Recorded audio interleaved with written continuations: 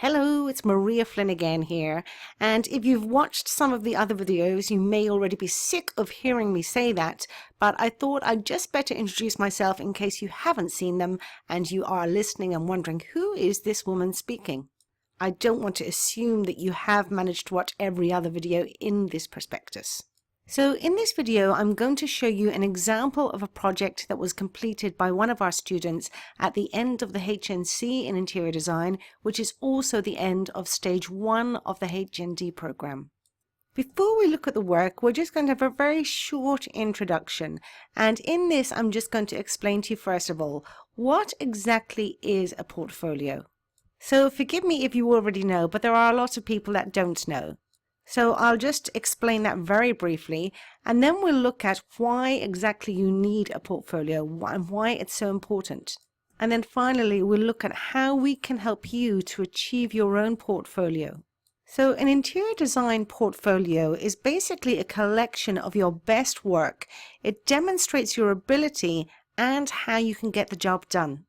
And you'll see what I mean by this as we continue to go through the rest of this particular project. So let's start by saying, why do you need a portfolio? Well, it's actually standard practice in the interior design industry, and this is a way for you to demonstrate your ability as an interior designer. It's also your key to getting into the interior design industry. Academic qualifications are essential, but they're only the starting point. I always say that your qualification will get you the interview, but it is the quality of your portfolio that will determine whether or not you get the job, because this is how potential clients and employers judge your ability, pure and simple. And just as those potential clients and employers will judge you based on the quality of your portfolio, you should also be judging any course that you're looking at based on the quality of work that students consistently achieve. If you're really serious about working in the interior design industry, then you need a great portfolio. And if a course cannot help you to achieve that, then you're going to find it very difficult, if not impossible, to get work in the interior design industry, period. And I'll just repeat what I said a moment ago, that your academic qualification will usually get you the interview, but it is the quality of your portfolio that will get you the work. That's how you will be judged. And so you should also use this as your benchmark for judging whether a course will deliver what you really need. At the end of this video, I'll explain how we can help you to achieve results like this, but let's get straight in and look at the work itself. So first of all, this is from a student named Ria, who's based in Canada, and she's completed the interior design of a 2-story home, which in this case is a 4-bedroomed house. When we give you any assignment or project on our courses, we provide you with all the plans and information about the client, which you then use to develop an appropriate interior design. So on the first page here, Ria has outlined the parameters of the design project as she sees them. Let's see how she's tackled this project. So here we can see the floor plan layout for the ground floor. And just for the record, all of the drawings in this portfolio have been completed by hand. There is an option to use CAD at this point in the course, and CAD stands for Computer Aided Design, but many students still prefer to complete their drawings by hand. So the technical quality of Ria's drawings is excellent. And she has also rendered these drawings for presentation purposes. In interior design, rendering is the term that we use for coloring our drawings and making them look realistic. And we teach you how to do this step by step on the course. So next we'll look at the furniture layout for the top floor. And the ability to produce drawings to a high professional standard is essential to your success in the interior design industry. You need to be able to draw manually and with CAD. And you do both on this course, and we will teach you step by step, don't worry. The number one question we get from people is, I can't draw, how can you teach me? And how can you teach me this online? But I can tell you now that 99% of people who enroll on our courses feel exactly the same way, yet most of them achieve really good standards by the time they finish. So if you do have doubts, please bear with me for now, because most of our students had exactly those same doubts when they first enrolled. It's perfectly normal. So once again, we have a rendered drawing to present to the client, and it's pretty easy to tell the difference between a poor quality or a good quality technical drawing in terms of the overall presentation. But it's worth pointing out that good technical skills are not enough in themselves. When a designer is looking at plans such as this, They'll be looking at the spatial layout to see if the space is being used effectively. Also, is there a natural flow within a room and between different rooms? We can definitely see that in these drawings. In the first lesson on the course, we teach you how to create mood and concept boards. These are very important tools to visually communicate your ideas to clients at the beginning of a project. Because in reality, you're not going to spend time planning all of the details of a room or an interior unless you know that A, you have the job, and B, you're on the same wavelength as your client. So we can see from this concept board that Ria has designed a modern contemporary style, and I'm sure you'll agree this will give you a very clear picture of the intended design. Then, once you have approval for the project, at that point you work out all the details of your interior design, and we call this scoping the project. So staying with the sitting room, next we can see the design which is communicated in specification drawings and also elevations. Now, plans give us a flat bird's eye view of a room, and elevations show us the vertical spaces, which is usually the walls. These drawings serve a dual purpose. Once again, they show the client how the end result will look before they've even begun. And because they're so clear, it would be easy for someone to carry out and execute the design, even if the designer is not on site 100% of the time to oversee every detail. This is one of the reasons why drawings are so important in interior design. Here we have the concept board for the kitchen, which is in keeping with the overall contemporary style of this project. And on the next page, we can see more detailed instructions. First of all, we have these elevations, and these are also accompanied by a written specification. Now, the specification for this kitchen is actually quite a few pages long, so I've just taken a snapshot of part of it to include it here. But it's very clear and very comprehensive, and it means that all of these units could be ordered and installed in the correct positions. Next, we'll take a look at the concept board for the dining room, and here are some of the drawings and images as well from the specification. Now, just in the interest of clarity, specifications are the interior design term for our instructions to contractors so that they can install everything correctly.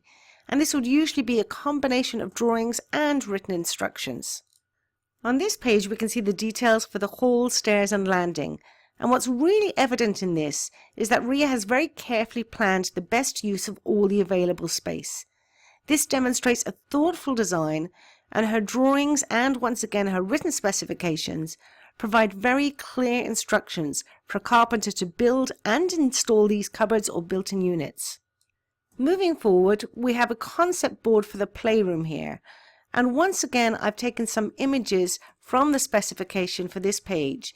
Now, in this detail of the playroom, notice how even the rug has been very carefully rendered so that it fully represents the example shown here on the concept board.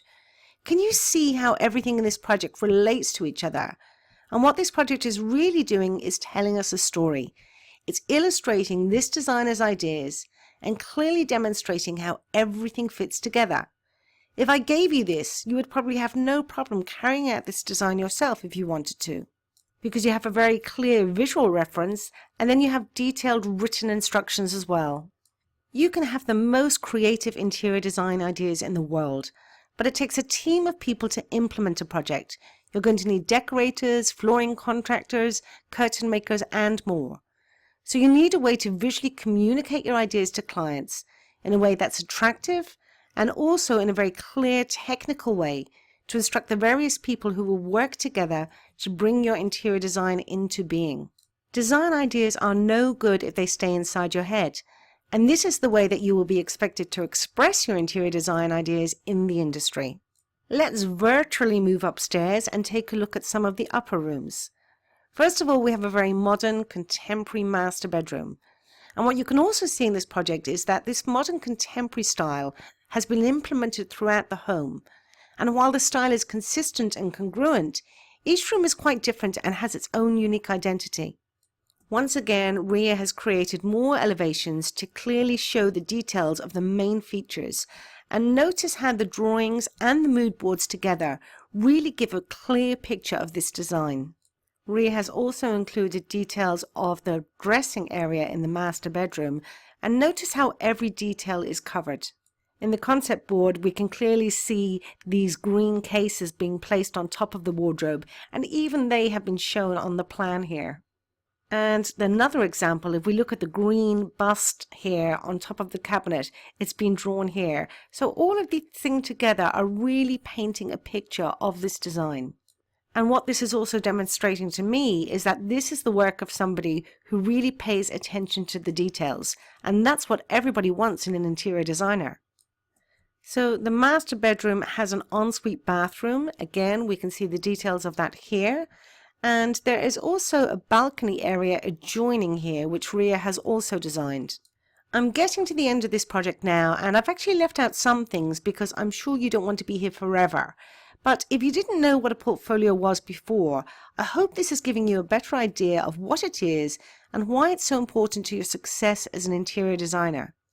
So this is the last room we're going to look at, and it's a children's bedroom. Now, it's quite a small room, but Ria has made great use of the available space, and she's created a design that will adapt as the child grows. And all of this is evident from her concept boards, drawings, and the written work that would accompany this and explain the details of her design process. Let's just take one more look at the ground floor layout plan, because now that you've seen the mood and concept boards, I'm hoping that you can relate all of those to this drawing and understand it a little bit more. Can you start to see how everything works together to really illustrate this design? I'm hoping that you're able to answer yes, and that you also have a better understanding of what a portfolio is if you didn't know beforehand. The last few slides are part of a specification showing which flooring materials should be installed in which areas. And because it's visual, you can easily see the direction that the wooden flooring should be laid in, etc. Now, we also have a specification for a decorator. I know you can't read all of the details, but as an overview, can you see by looking at this how clear and easy it would be for a contractor to understand exactly where they need to install certain finishes? This is absolutely vital when you're designing for clients, because any mistakes will reflect very poorly on you. So the reason that drawings are so important in interior design is because this is how you communicate your instructions to your clients, your colleagues, and all the people who will implement your design ideas. But drawings are rarely enough in themselves. You also need written specifications, and that's what you can see here. So if you've ever asked someone to do a job for you and it didn't turn out exactly the way you wanted, then you'll already understand why these things are so important. And don't worry, we'll show you step by step how to do this in the course, and we'll even give you a series of templates that you can use on the course and afterwards when you're practicing in the interior design industry. I hope this is inspiring you to think about what you could achieve, but if you are feeling a little bit overwhelmed right now, and if you think that this is going to be beyond your capability, as long as you can follow clear instructions and you put the work into it, you can achieve professional standards like this. And if you're going to enroll on a professional interior design course, this is exactly what you should expect. So I want you to ask yourself, would you have confidence in this person to complete your interior design project? Do you think they would have the skill and the ability to get the job done? And if you don't like the style, please put that to one side for the moment, because a good interior designer can do any style. In fact, you should be able to interpret and develop your client's style.